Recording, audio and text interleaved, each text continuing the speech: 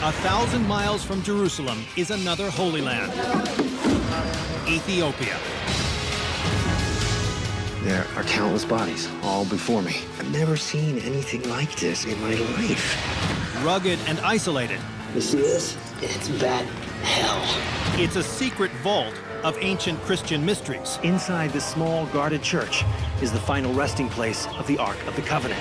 Hidden in subterranean monuments We're inside the rock that they carved. Yes, inside the rocks. and 9,000 feet in the air. You fall off that, you are gone.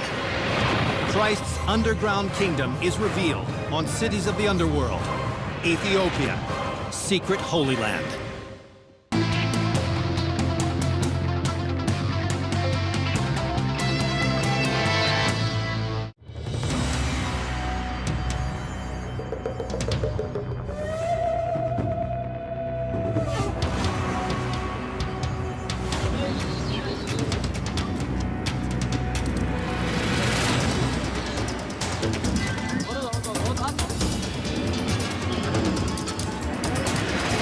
I'm Don Wildman. I'm in Addis Ababa, capital of Ethiopia.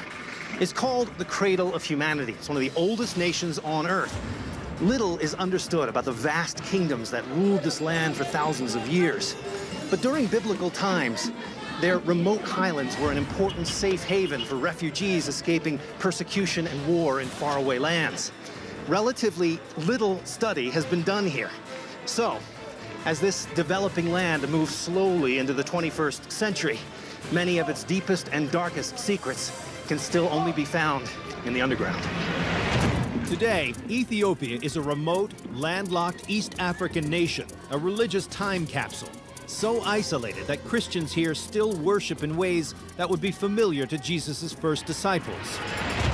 Christianity began to spread from Jerusalem to the ancient world in the 2nd century AD as believers preached the gospel and converted new members. The first conversions in Ethiopia were in the 4th century, and the new religion caught on. By the 12th century, Christianity was the dominant religion here. Its holiest city, Lalibela, was a pilgrimage site modeled on Jerusalem.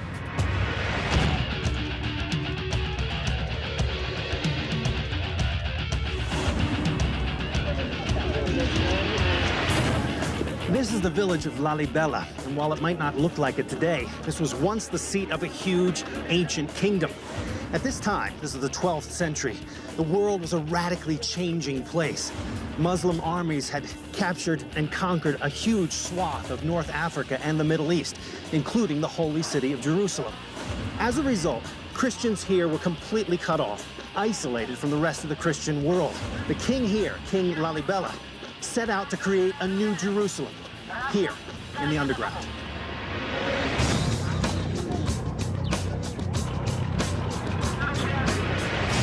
I'm meeting up with a guy named Fikru Walde-Georgis, who's lived here all his life in Lalibela. Hey, I'm Don. Welcome and nice to meet you.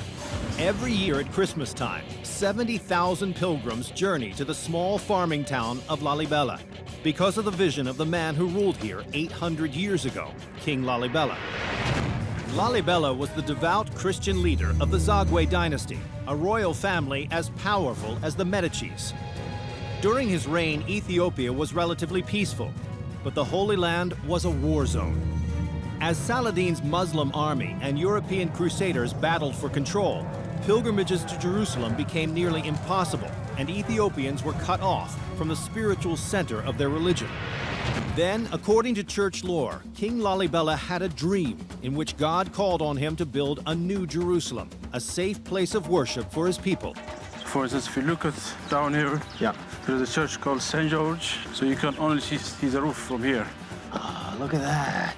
This is the church, St. George. The roof of the church is actually the ground. Yeah, that was just the level of the ground.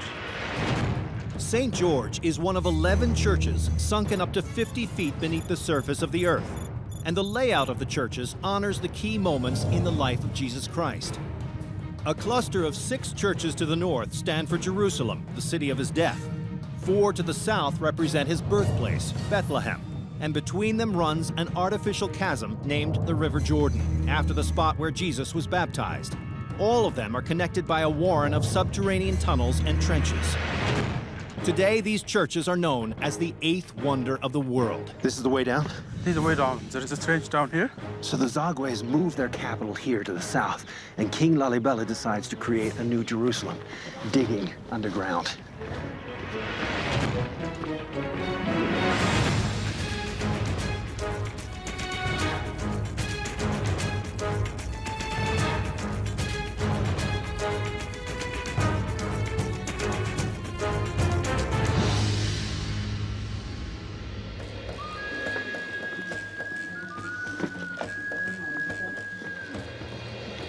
There's actually a service going on right now. I mean, these churches are all still very much active. What they're doing here this morning, they've been doing 1,000 years. Tell me about this rock. Yeah, it's a volcanic rock. Okay. Called tufa. Tufa. So the nature of the rock is actually easy to cut. In Jerusalem, builders had limestone, wood, and marble at their disposal. Here they had durable, easy-to-carve tufa rock, and they made the most of it. Digging down to depths between 35 and 50 feet from the surface, the 12th century builders extracted stone from all sides of the church, leaving a monolith inside a man-made canyon. Then they carved out the inside of the building, like a pumpkin, and carefully crafted the exterior details. They've gotten exact angles and precise corners. If you made a mistake while you're doing this, it was... Well, that's really the thing. There's no way to rebuild it. If you made a mistake, that's all. Right. Church chronicles dating back to the 15th century claim that angels helped the workers here build this massive and miraculously precise church, and 10 others like it, removing 150,000 tons of rock over 23 years. Over 100 clergymen live here today, just as they did in the 12th century, administering the rites of birth and death. So all around here, I'm noticing these holes, these actual... Oh, yeah, that was just a grave. Look at here. Even it look like coffin, has got a coffin shape. So these were filled with coffins? Just actually? filled with coffins. Look at here. Now... There's a bone here. Wow. The bodies of the faithful, who may have come here to die in this sacred spot, have no names. There are no written records for Lalibela from the time, only legends orally passed down through generations. We are allowed to join the followers of St. George's Church, but we must pay the proper respects. So you take your shoes off at every church? Yes, in all the churches. All right, let's go inside. Oh, it's beautiful. Wow, so this is all an open space here. We're inside the rock that they carved. Yes, inside the rock. So where we stand now was just solid rock. Yeah. Unlike the church in Rome, Alexandria, or Constantinople, the Ethiopian Orthodox rites were virtually untouched by the outside world for almost 1,000 years. They are a window to a time when early Christianity was just evolving from ancient Judaism. Here the beliefs are Christian, while many of the traditions are Jewish. Just as in Orthodox synagogues today, women and men are kept separate during services, and all the worshippers sit facing the Holy Land of Jerusalem. Back here is the Holy of Holy, where it has a copy of the Ark of the Covenant. Every Jewish temple holds the sacred scrolls of the Torah, while every church in Ethiopia has a replica of the Ark of the Covenant, the chest reputed to hold the original tablets inscribed by God with the 10 Commandments and given to Moses. You see more the Judaism influence, like having separate section for men and women. If you look at the e-devil and the non-e-devil, we don't eat like pork, or we don't eat... Okay. So there's a stronger tie to the Judaic Judaic Christianity. I mean, we practice Christianity, we believe in Christ, but you see the traditions of Judaism too. Interesting, okay. We can still see how people worshipped here 800 years ago, but there are no hard facts about these churches. One mystery lies under the northwest cluster of churches known as Jerusalem. So, St. George's is one of 11 churches. They're all organized in clusters. Further up this way is a whole nother group. This group of 6 rock-hewn churches are all connected by a labyrinth of tunnels and trenches. Can I pull this off? Can we go in here? Rarely used today, their original purpose is unknown. Did the builders dig down for engineering reasons? Or was there some threat, real or imagined, that drove them out of sight, underground? There's a tunnel going down here, but there's another one up above. So basically, it's a whole labyrinth of connections, each one leading to another church. Whoa, there's about 150 bats in this little place. Oh man, we gotta go down there. Oh, it's just too cool. You wanna just squeeze the camera through and I'll just help you get it through here? I got it. Got it. Okay. Yeah. You see this? It's bat hell. So look at this round room in here with a single pillar in the middle. I'm a little freaked out by this bat thing, to tell the truth. That door is blocked off now, but that goes through to the Church of Golgotha. You gotta wonder why it was so important to this culture to be underground. I mean, on one hand, it was a practicality because they had so much of this good rock to work with. They could carve an entire complex. They never needed any trees, perfect. But there had to have been another advantage. We know the role that faith played in building Lalibela, but the rest remains a mystery.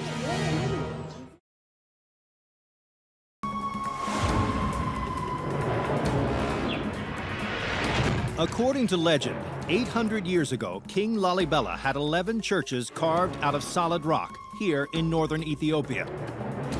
Conceived as a new Jerusalem, the elaborate churches have been sacred pilgrimage sites for nearly 1,000 years.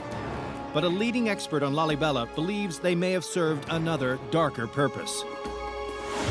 Now, remember, the churches of Lalibela are arranged in different clusters. Those down in that area are more for typical religious purposes. But these over here, closer to us, these look a lot more like fortresses.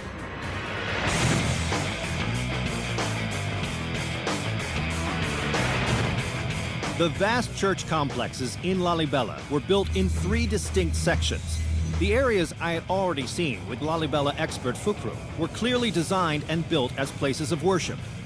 But it seems as if some of the 4 churches at the southeast end of the complex were built centuries earlier, not to welcome pilgrims, but to withstand a siege. One of the clues is a tunnel system that connects the southeast cluster to the rest of the complex. Look at this tunnel going straight down here. There's a debate whether this is military or not up here, but it sure has the look of it.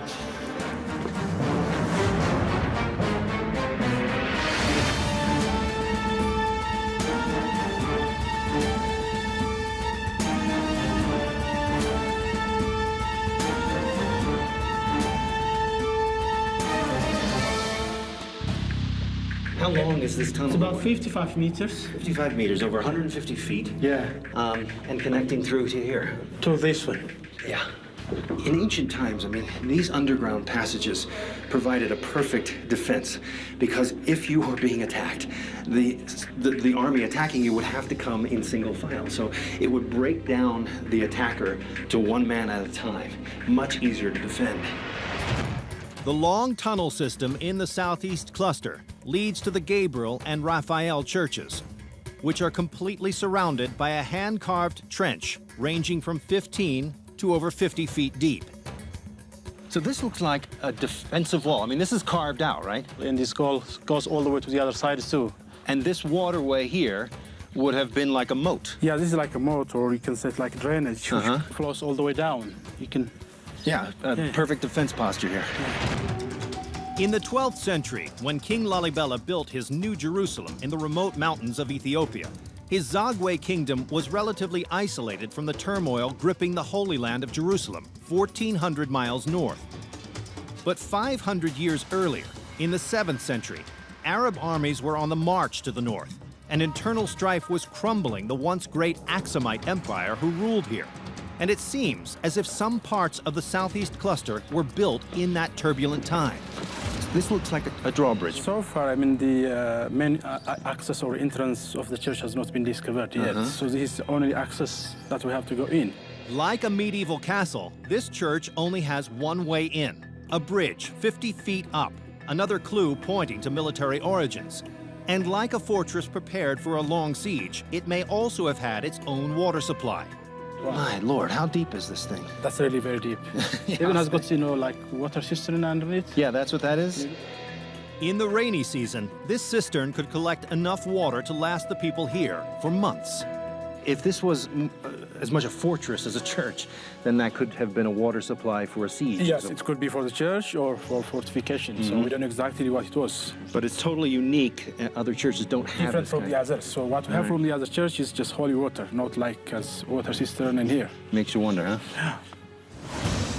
Today, the only access to the cistern is 50 feet below the churches in one of the numerous water channels that snake through the entire site. Ah, this is so cool. All right, so keep in mind, this is the dry season we're in here. Rainy season, we can't walk through here. This would be all full of water. Most of the year, this is an arid region where water can be more precious than gold. But in the rainy season, sudden storms could wreak havoc with flooding. So building a massive hydro-engineering system that could move floodwaters out while collecting some of the life-giving water made Lalibella's isolated existence possible. The complex collects and stores huge reserves of both rain and artesian spring water. And if the people here were afraid of attack from outsiders or infidels, an enormous reservoir of water would be essential. All right. Wow. Look at this church. Incredible. Now, who knows really what they were using this for? I mean, these could be defensive walls for military use, but this is the cistern. Now, this is completely unique in Lalibela. From what Fukru tells me, this entire floor here is all a cistern space. Beneath it is almost 30 feet across. Check it out. See, that's me right there. Hello. So this is going underwater, and we're gonna see if we can look at the underwater of the underworld. There she goes. Oh yeah, that's cool. I mean, all of this is filled with fresh water, and we're in the dry season. And you could enable a whole population of people, maybe even soldiers, maybe a defending army who is being besieged inside of this church/fortress. This is the water that would keep them alive. These channels still work, collecting and distributing water. But we may never know if they were intended for irrigation or defense against some long-vanished threat. Check it out. Look at this. All these strange spaces. This is a river channel, also hand-carved, rock-hewn. Right down here would have steered all this rainwater right through this channel and down to the River Jordan. Everything seems to be speculation in this place because the records are gone. Rock can't be carbon dated. No one knows. I mean, Lalibela, still a total mystery.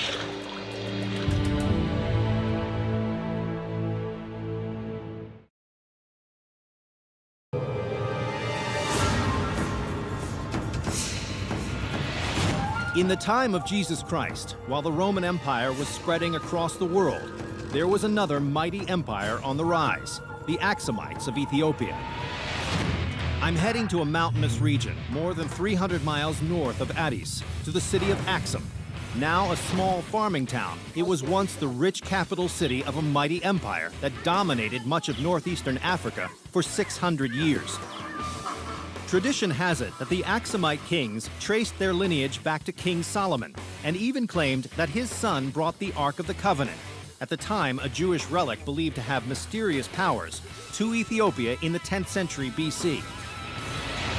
The Axumites linked to King Solomon, as evidenced by their exclusive claim to the Ark of the Covenant, did two important things. One, it helped give their kings legitimacy to the throne.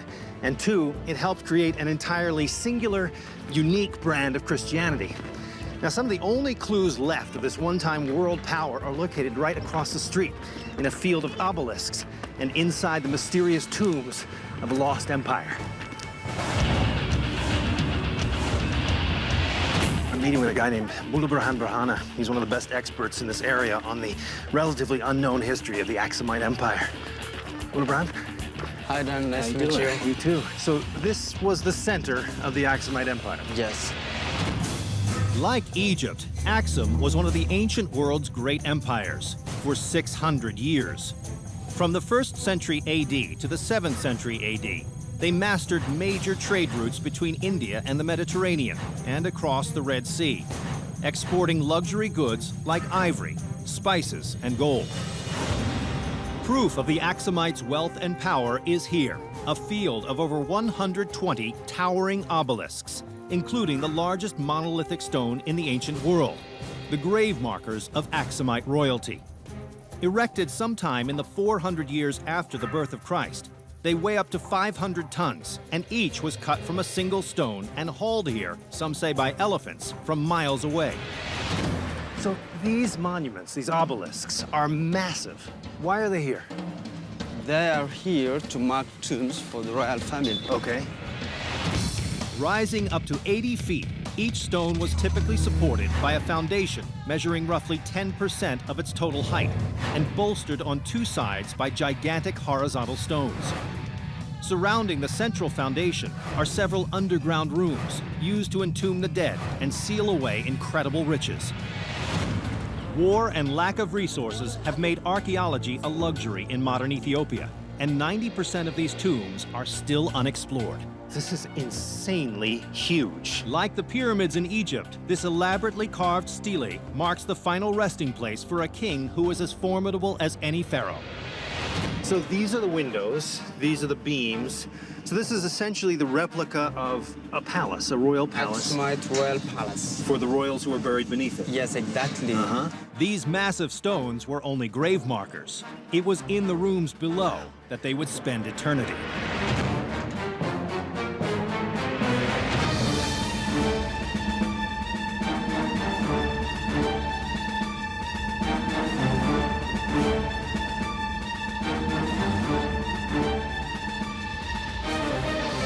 Beautiful. Now these are the chambers here. The chambers here. There's 10 of these. Yeah. And each one of these chambers would be a burial place. A burial and a treasury as well. Oh, okay. Because even before the death of the king, they were used as a store where they keep the treasures. And after the death of the king, the treasures were used for the life after death. So this is like in Egypt. They would build these tombs before the king actually died. Yes, exactly. Okay. If you're upstairs looking around at this field, you see stelae, all these obelisks everywhere in this huge field. Each one of them is the marker for a grave beneath. Only 5% of them have been excavated. Now, they have fully excavated some of these places, but you know who got here first were grave robbers. Many burial chambers had treasure rooms beside them. The grave robbers would make their way into the tomb, then cut a hole through the wall to get to the valuable ivory and gold next door. Imagine what you see is now an empty room filled with ivory tusks, gold, silver, everything that this king would represent himself with in the afterlife. This is how prosperous the Axumites were. These burial rites ended in the 4th century AD when the Axumite kings adopted Christianity, and a Jewish relic they had possessed for centuries became their greatest treasure, the Ark of the Covenant. Rumors have placed this precious artifact all over the world, but this is the land of King Solomon's son, Menelik, and many believe he brought the Ark home. Legend says it's still here today, in this small church just across the road from the pagan tombs. Living inside that church is the guardian, a monk whose entire life is dedicated to the protection of the Ark and praying by its side. Ethiopians have been assigning monks this duty for almost 3,000 years. Indeed, in 3 millennia, no one has been allowed to see the Ark except the guardians. Not kings, not popes, not even heads of state. No one has been allowed inside. By the 6th century AD, 1,400 years after the Ark may have first arrived here, the Western world was in chaos. The Roman Empire had fallen, and Europe was mired in the horror of the Dark Ages. But the Axumite Empire was at its peak, and just a mile from the pagan obelisks, their Christian king Caleb built a magnificent final resting place, a tomb that may have lured the relic-hunting Knights Templar, searching for the Axumites' greatest treasure. I can already feel this is a much grander, deeper tomb than the others. This is the last, maybe, the last Axumite king's tomb. Really? We have, which belongs to the son of King Caleb. This is the room for the grave with 3 sarcophagus. Right. Ready for him and for his wife and for his son or daughter. And one sarcophagus is different from the others because it's with a cross, with Aksumite hand cross. Huh. Carved in the end there. We do have one Aksumite cross right here. It does look like a Templar cross. Exactly, exactly. But Templars were 11th century, but this is even the Aksumite used in the coin in the 4th century AD. That's why we call it Aksumite one. This cross, almost identical to the Crusader symbol, predates it by 7 centuries. It could be a coincidence, or it could prove Europeans were here looking for the Ark. Many claim the Knights Templar dug for it under the Temple Mount in Jerusalem and searched the ancient Jordanian city of Petra. They may have come to Axum as well. So why did the Templars come here? They know that through the legend, the Ark of the Covenant was transported to Ethiopia. So they came here to search for the Holy Grail and for the Ark of the Covenant. So they adopted some elements like a cross like this, which they call it the Knight Templars or the Crusaders cross later on. Fascinating. That's where this is from. Cool. Did the predecessors of the Knights Templar come here searching for the Ark? And did they find it? Or is the greatest treasure in Christianity still locked away in a small church in a dusty town? The answers may be lost in time, like the once great but now forgotten Empire of Axum. Everything in this tomb speaks to the height of the Aksumite Empire. It doesn't get any better than this. In fact, this king sees the Aksumite Empire at its height. After this, certain factors contribute to the downfall. One, the Muslim armies end up cutting off the trade routes, the sea trade routes that the Aksumites have used for their great prosperity. It becomes a landlocked state. So all of these factors contribute to the decline of the great Aksumite Empire. And what follows are the Dark Ages.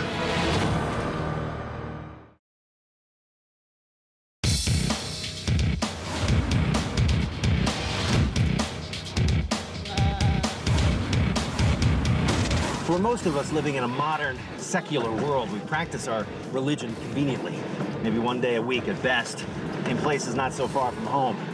But starting in the 11th century, Christians here, and from places as far away as Egypt, made annual pilgrimages to this remote region here in Ethiopia, to a legendary church built within a mountain cave, where many came to worship and many came to die.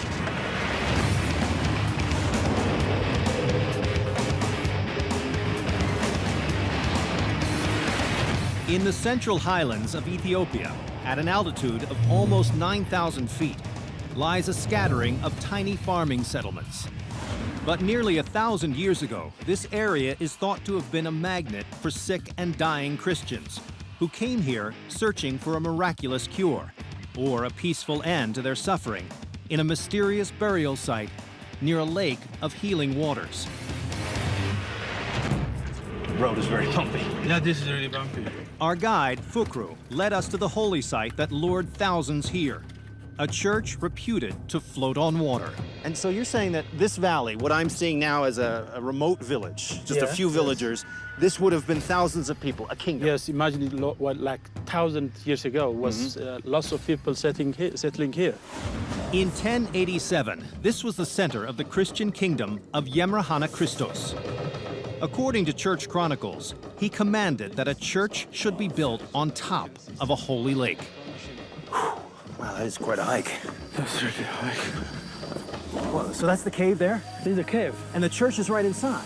just there. Incredible. Some believe the king was guided to this isolated spot by a vision. But the cave was also a practical choice.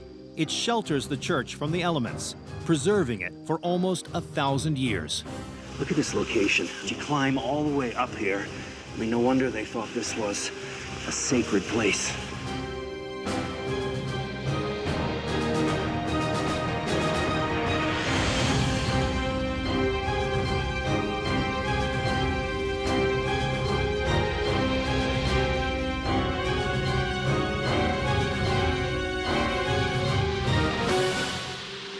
All inside the cave, isn't it? All inside the cave. Incredible.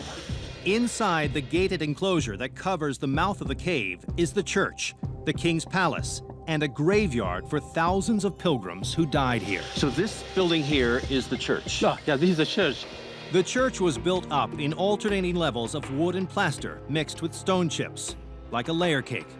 But today there's no sign of the lake of mystical healing waters that lured pilgrims from hundreds, even thousands of miles away. Unless you know where to look. Oh, there's a door here. If you look at it, Oh yeah, look at that. Okay, so that's the water underneath. yeah, This is all wet underneath of here. yeah. Some believe the original lake was actually swampy ground, and the church foundation a framework of timber or bamboo that evenly distributed the weight of the building above, a technique known as grillage. The groundwater trapped beneath could then be accessed through hatches like this one. So the legend this is is true. what's, This is really floating on a secret lake. Yeah. So you can Holy see that. water, if you will, huh? Of course. Even if this muddy water has no special curative powers, the church itself receives thousands of visitors a year and is still in active use today. So we had to shut down filming temporarily because there's an active service going on right behind this fence here. It's actually a baptism of a young baby born in the village. So we stepped away out of respect.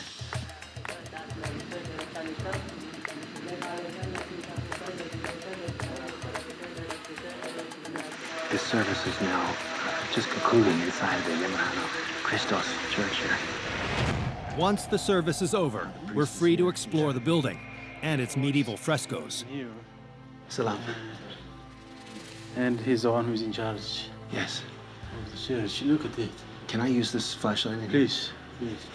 Oh, it's so elaborate. Beautiful. Look at the ceiling, how nicely made it is. Gorgeous. Those nicely made carvings. Yes. Look at the fresco there. Oh, I see. Yeah. Biblical symbols and, Yes. and stories here on the Yes, if you look at God, this is incredible. Imagine if you were a pilgrim crossing by foot, miles and miles. I mean, thousands of people would come here. But the ultimate proof of the shrine's power is located behind the church, deep in the cave. Over the centuries, the old and sick have come here. Perhaps they hoped the waters beneath the church would save them, or maybe they knew they would never leave this sacred spot. Here is the final resting place of King Yamrahana Christos. The king who built this church is buried right here. So this is where he's buried. But he is not alone here. The story goes that people would come and indeed some would be almost at a state of death and would actually stay here and die here in order to die in this legendary sacred space. Right underneath of my feet. Look over here, another one. There's just got to be countless bones. Experts believe the bones of more than 10,000 people rest here in this holy cave. Skull, skull, skull, the teeth.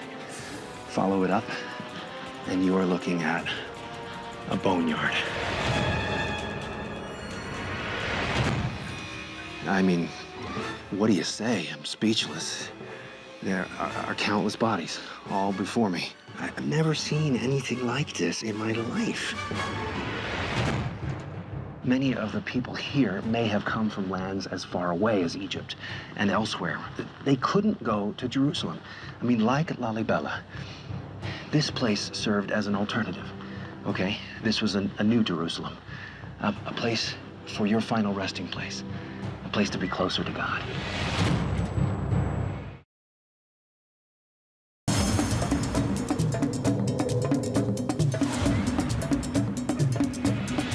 When a Christian missionary fled from Constantinople to this remote corner of Ethiopia some 1,500 years ago, he had a vision from God, a dream of a mountaintop church carved from solid rock where he and his followers could practice his radical form of Christianity in utter solitude. According to legend, his vision would move entire mountains and create one of the most breathtaking and most treacherous places of worship on earth, up there in those steep, rocky cliffs. Over 340 miles from the modern capital of Addis Ababa are the cliffs of Tigray, and hidden inside of them are the mysterious holy objects of an ancient Christian sect, the Ethiopian Orthodox Tewahedo Church.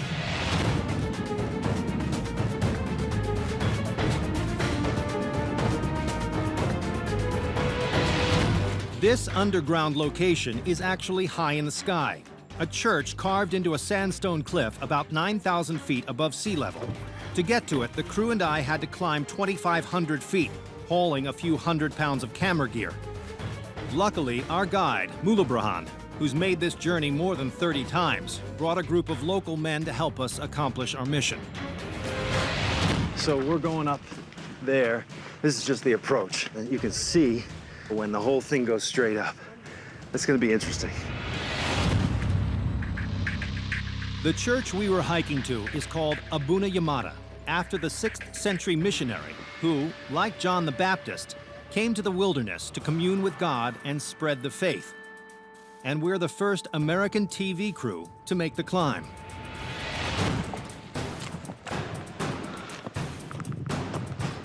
This is by far the first, major face that we're going up here. And look at these holes. These have all been worn into the rock by thousands of years of worshipers, priests and so forth, going straight up.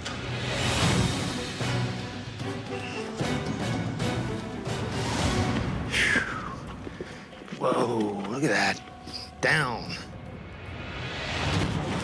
Oh, heavy. Oh my God, look at that. Got barbells in this.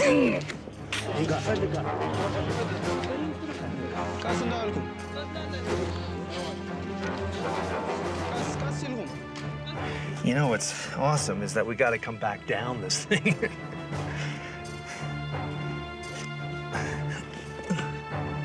The remote church contains copies of lost books of the Bible, still used by the Ethiopian Orthodox Church, and buried on the path along the way are the church's faithful guardians.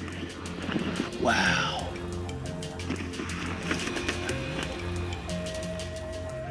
What's that?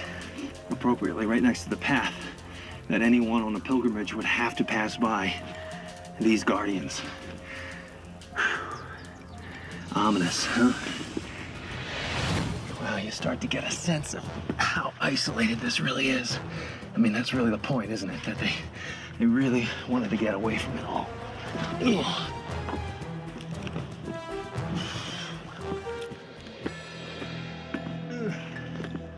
So this is part of the church. This is a sacred place where we take off our shoes. Oh, okay. So from this moment on, we're in the church. Yes, exactly. I see.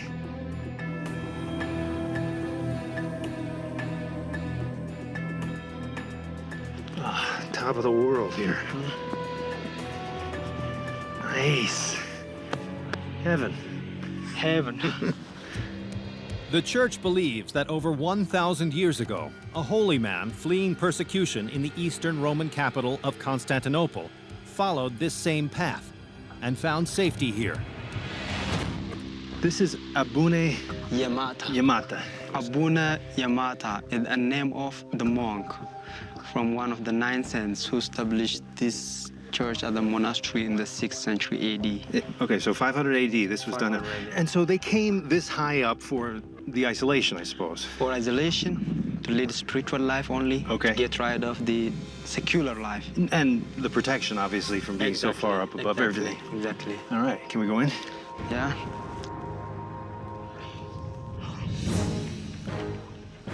Look at this sheer rock face right here.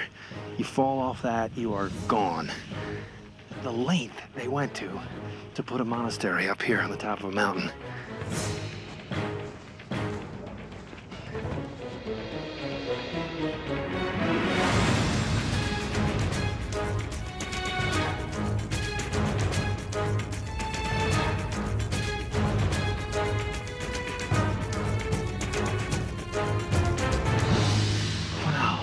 Amazing. I had no idea this was going to be as spectacular as it is. I mean, it's really extravagantly painted.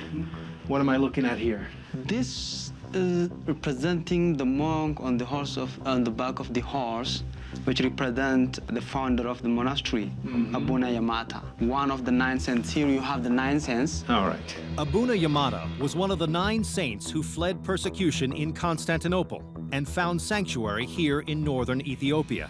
They followed a religious doctrine known as Monophysitism, which held that Jesus Christ was entirely divine, as opposed to being divine and human, as many Western Christians believed. It was a doctrine that challenged the Christian leadership, branded them as heretics, and could have cost them their lives. Every inch of this place has a figure on it. Yeah.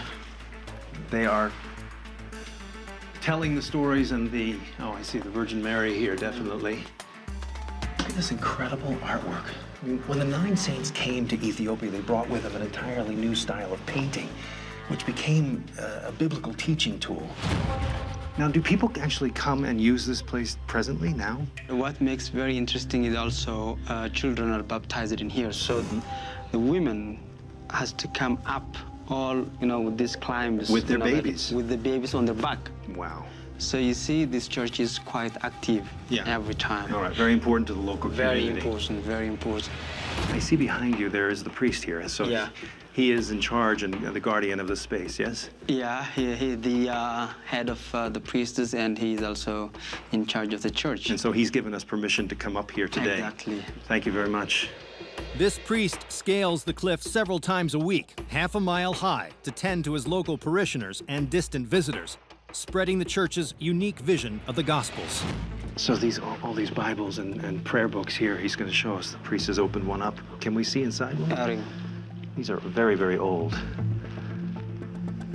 And hand script here and hand painted, I guess, huh? Yeah.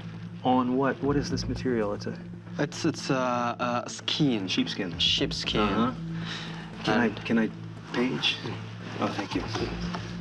Oh yeah, and this language is which? Geese. Geese. This is the oldest language in Ethiopia. It's like the equivalent of Latin. Exactly. For them. How close is the Ethiopian Orthodox Church to that which an American would know? Well, in Ethiopia, the Orthodox Church, we have some more books like this, which are, partly from the Bible, partly outside the Bible. Yep. For example, Miracle of Saint Mary is only in Ethiopia. You don't find somewhere else in the world. Right. Different customs, of course, a different language. Yeah. All kinds of things that a Western Christian might find strange. Yeah. Really erupted from a totally unique culture, a different religion. Thank you so much. Yahanigeli. When Abuna Yamata came here with the other 8 saints, they brought a totally unique brand of Christianity to Ethiopia, one very different from what we're used to in the West. I mean, it involved different rituals, different lost books. It really was a whole unique view of Christianity. And it was mysterious because it was isolated, cut off from the rest of the world. And that mystery really continues today.